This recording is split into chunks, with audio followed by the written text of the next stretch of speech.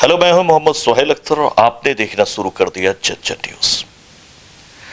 आज हम एक ऐसी कहानी लेकर आए हैं, एक ऐसे स्टोरी लेकर आए हैं। आप जानते हैं कि लगातार मैं कोशिश करता हूं अपने चैनल के माध्यम से कि हर तरह की चीजें आप तक पहुंचाएं और एक दूसरे में बांटें और क्या चल रहा है इस वक्त में समझें। ये बिल्कुल अलग स्टोरी है, अलग कहानी है। ये स्टोरी है, पूरी स्टोरी हम आपको बताएंगे। ये एक ऐसी कहानी है कि एक मासूम बच्चा जिसे ये भी नहीं पता था कि हमारा माँ कौन, हमारा बाप कौन, एक बस स्टैंड पर जो है एक व्यक्ति को मिलता है, उसे लाता है, 35 साल तक उसे पालता है, पोसता है और बड़ा होता है और एक बड़ी संपत्ति उसे देकर उसके माँ बाप जो बनते हैं वो इन्हें छोड़कर चले जाते हैं, यानी कि उनकी देहांत हो जाती है। और 35 साल के उम्र में इस व्यक्ति की बिना शादी किए हुए एक पूरा परिवार का प्यार मिला इसको। 2 बहनें भी थी उस परिवार में, कोई भाई नहीं था तो भाई यही था, और जो उठा करके लाए थे उन्होंने भी जो है बड़े प्यार से इसे पाला पोसा, उसमें कोई कमी नहीं रखा। और 35 साल की उम्र में इसके चचेरे भाई ने इसकी 4 गोली सीने में मारकर हत्या कर दी। चलिए पूरी कहानी बताते हैं कि जैसा हम सोचते हैं, जैसा हमारा ख्याल होता है वैसा हो, ऐसा कोई संभव नहीं होता है। तो ये कहानी चलिए शुरू करते हैं। अगर अभी भी आपने इस चैनल को सब्सक्राइब नहीं किया तो सब्सक्राइब कर लीजिए, और अगर फेसबुक पर देख रहे तो फॉलो कर लीजिए, क्योंकि आप लोग का यही हमारा सबसे बड़ा दौलत है और यही हमारी ताकत है कि जितना सब्सक्राइबर व्यूज होता है वही होता है। और आप लोग प्लीज़ कमेंट जरूर करिएगा इस कहानी में कि आप लोग को ये स्टोरी कैसा लगा। तो एक ऐसे अनाथ की यह कहानी है जिसे परिवार मिला, प्यार मिला, 2 बहनों का भी प्यार मिला और फिर उसकी हत्या हो गई। ये जो घटना है ये गयाजी जिले के शेर घाटी क्षेत्र के नई बाजार मोहल्ले का ये घटना है। ये गयाजी जिले का है, ये बिहार का घटना है। और यहाँ पे आपको बताया कि एक व्यक्ति है जिनका नाम था दीपक कुमार। जी हाँ, दीपक कुमार, जिनको की गोली मार करके हत्या कर दी गई है। यह अभी रिसेंट का मामला है, ज़्यादा दिन नहीं हुए, अभी मात्र 2 दिन ही हुए हैं। यानी कि जो घटना है वो फ्राइडे का ही घटना है। तो चलिए शुरू करते हैं और पूरी कहानी बताते हैं आपको। इसमें दीपक नाम का एक व्यक्ति का यहाँ मर्डर हुआ है। दरअसल में आपको बताए तो आरोप जिन्होंने गोली मारा उसका नाम राजेश है। एक द्वारका प्रसाद है, द्वारका प्रसाद थे जिनका कोई अहले औलाद नहीं था। एक दिन वो जा रहे थे अहले सुबह फ्रेश होकर के, जब वो बस स्टैंड पर गए शेर घाटी में। दरअसल में ये मामला ही जो है वो शेर घाटी क्षेत्र की है असल में। तो शेर घाटी बस स्टैंड जाते हैं तो वहाँ इनको एक लवारिस बच्चा मिलता है। ये देखते हैं कि एक बच्चा है जो लवारिस है, इसका कोई माँ बाप नहीं है। उठा कर लाते हैं और चूंकि इनका कोई औलाद भी नहीं था, कोई बेटी तो थी लेकिन बेटा कोई भी नहीं था, तो इन्होंने सोचा कि चलो ये ऊपर वाले की तरफ जो है एक वरदान मिल गया मुझे, उसे लाते हैं, फैमिली में लाते हैं तो बहुत प्यार से उसे पालते हैं। उसके मम्मी और पापा का दोनों का प्यार मिलता है, क्योंकि द्वारका प्रसाद की वाइफ भी जिंदा थी और उन्हें भी लड़के का तलाश था। ये मिलता है और उसके साथ साथ जो है उनका एक भतीजा है राजेश, वो भी पलता बढ़ता है उसी परिवार में रहता है। और फिर डिवाइड जैसे जो भी होता है वो एक भतीजा भी है उनका। तो ये बहुत ही प्यार से इसे पालते हैं, पोसते हैं, बड़ा होता है धीरे धीरे। और ये जब बड़ा होता रहता है तो कहीं ना कहीं काफ़ी प्यार मिलता है, जो राजेश बर्दाश्त नहीं करता रहता है। इसके मन में कुछ कुछ चलता रहता है शुरू से ही। देखता कि ये बड़ा हो गया और जब धीरे धीरे इनकी दोनों बेटियों की शादी हो जाती है द्वारका प्रसाद की, यानी कि दीपक जो है उसके दोनों बहनों की शादी हो गई।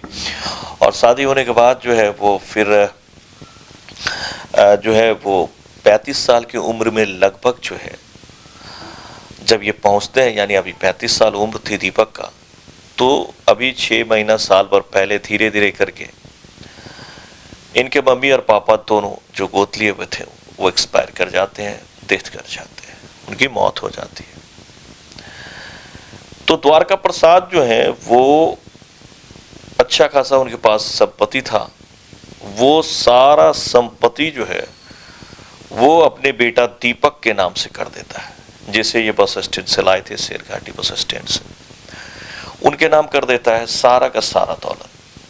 इसे लगता रहता है राजेश को कि हमारे चचा हैं तो कुछ ना कुछ हमारे हिस्से में भी दौलत आएगा, लेकिन ऐसा नहीं होता है। जब ऐसा नहीं होता है तो राजेश जब देखता है कि हमारे तो हिस्से में चचा ने कुछ दिया ही नहीं, और ये एक्सपेक्ट कर रहा था। मन में जो है वो इसकी जो है वो भावनाएं थी, एक आशा था, संवेदनाएं थी कि कुछ ना कुछ तो चचा के दौलत से हमें भी हिस्सा मिलेगा, लेकिन ऐसा नहीं होता है। फिर राजेश क्या करता है कि प्लान करने लगता है, और इधर दीपक जो है वो देखता है कि मम्मी पापा गुजर गए हैं, तो वो द्वारका प्रसाद के पास जो है एक जो है गेस्ट हाउस था, तो ये क्या करता है कि गेस्ट हाउस को भाड़े पे दे देता है, और इसी गेस्ट हाउस से जो है परिवार का भरण पोषण होने लगता है, यानी कि परिवार चलने लगता है उसी गेस्ट हाउस से। राजेश अब यहाँ प्लान बनाता है कि हाथ तो कुछ लगा नहीं है, और क्या किया जाए, तो प्लान करता है कि क्यों ना इसकी मर्डर की जाए। अब राजेश ने प्लान बनाया और कामयाब भी हो गया। राजेश यहाँ प्लान बनाता है कि विजयादशमी का दिन था, 2 अक्टूबर का दिन है। राजेश अपने घर पर जो है दीपक को भी बुलाता है कि आज दोनों भाई पार्टी करेंगे, और होता भी यही है, खूब पार्टी होती है यहाँ पर, शराब की पार्टी चलती है काफ़ी जो है। पार्टी में जो है दोनों भाई जो है वो शराब पीते हैं, और राजेश जो है वो देखता रहता है कि दीपक कितना शराब पी रहा है, क्योंकि वो उसे बहुत पिलाता है और पिलाता है, इतना पिला देता है कि फिर शराब पीने के बाद उसे कोई होश नहीं रहता, और फिर वो बेहोश हो जाता है। जैसे ही वो बेहोश हो जाता है, पूरे नशे में आ जाता है, फिर राजेश जिस मौके के तलाश में था वो वक्त आ जाता है,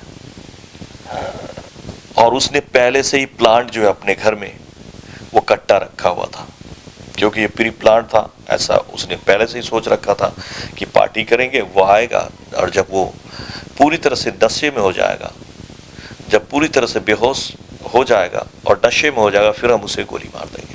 और करता भी यही है, वो कट्टा लाता है, और चूंकि पहले से ही प्लान था तो घर में ही रखा हुआ था कट्टा, उसे लाता है और फिर सीने के पास जो है 4 गोली थराम थराम थराम करके दीपक के सीने में उतार देता है। मौके पे ही दीपक की मौत हो जाती है, और खुद राजेश जो है वो थाने पहुंचकर कबूल करता है, वो कहता है कि मैंने अपने भाई को मार दिया है। पुलिस सुन के चौंक जाती है कि क्या कोई खुद मर्डर करके ऐसे थाने में आके कह रहा है कि मैंने अपने भाई दीपक को मार दिया है। फिर आनन फानन में पुलिस जाती है, दीपक को देखता है, तो जब खोलता है गेट, तो जब पुलिस पहुंचती है घर पे और फिर जब दरवाजा खोलती है तो देखकर तंग रह जाती है कि 4 गोली, जैसे उसने बताया था राजेश ने, उसके सीने में 4 के 4 गोली उतार दी और उसकी मौत हो रखी है।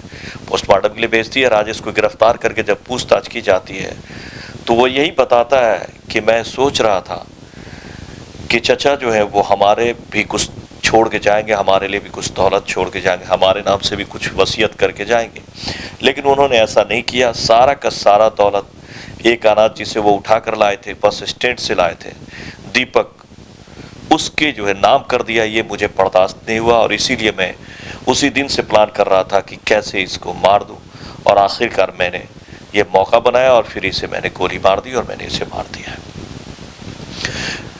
तो आप देख सकते हैं, चूंकि आज जो है वो 4 अक्टूबर है, और मैं बता दूं कि मौसम भी बदल चुका है पूरे बिहार का, और अभी भी बारिश की आवाज़ें हो सकता है आपको जा भी रहा हो, काफ़ी तेज़ बारिश हो रही है, और बिहार का मौसम पूरी तरह से बदल चुका है, ठंड भी आ चुका है, उसी की आवाज़ें आपको आ रही है। तो फिलहाल मैं बताऊँ, इस स्टोरी में देखने वाली बात यह है, मैं आप लोग ज़रूर मैसेज करेंगे कि आप लोग को का सोचना क्या है। मेरा सोचना है कि ऊपर वाला जब किसी किसी को बनाता है, उसकी किस्मत, तो हम लाख कोशिश भी करें तो उसकी किस्मत नहीं बदल सकते। कुछ ऐसा ही राजेश के साथ हुआ। आखिरकार किसी अनाथ, यानी उसे ये भी नहीं पता पूरी जिंदगी कि हमारा असली माँ बाप कौन है, और जो बेहतरीन माँ बाप मिला उसके साथ पले बढ़े और फिर अपनी जिंदगी चला रहा था। तो माँ बाप के जाने के बाद जैसे ही द्वारका प्रसाद गए, फिर इसकी भी मौत किसी न किसी के हाथ से हो ही गई, और आखिरकार राजेश ने दीपक को मार दिया, और वो शादी भी नहीं हुई थी, कोई बच्चे भी नहीं, बीवी भी कुछ भी नहीं। तो ये ऊपर वाला का अपना सिस्टम विडम्बना है, कैसे क्या है कहना बड़ा ही मुश्किल। लेकिन फिलहाल इस तरह की चीज़ें समाज में आम होने लगी है, और आज भी जो बड़े बुजुर्ग कहते आए हैं, जर जोरू और जमीन, ये हमारे मिथिला में कहावत है। यानी हम जहाँ से बिलोंग्स करते हैं, भारत के बिहार में एक मिथिला आप लोग जानते हैं, काफ़ी मशहूर है सीता नगरी मिथिला। तो यहाँ एक कहावत है कि लड़ाई मर्डर जो होता है वो 3 चीज़ को लेके ही होता है, जर जोरू और जमीन। और फिर आप देख सकते हैं कि यही हुआ। तो इस तरह आप देख सकते हैं कि एक अनाथ की मौत हुई है और गोली मारकर वो सीधे पहुंच गया था पुलिस के पास। आपको स्टोरी कैसी लगी, इसमें और हमें क्या सुधारने की आवश्यकता है? ये बिल्कुल सत्य स्टोरी थी, ऐसा नहीं था कि हमने कहीं से उठाया और आपको सुना दिया है।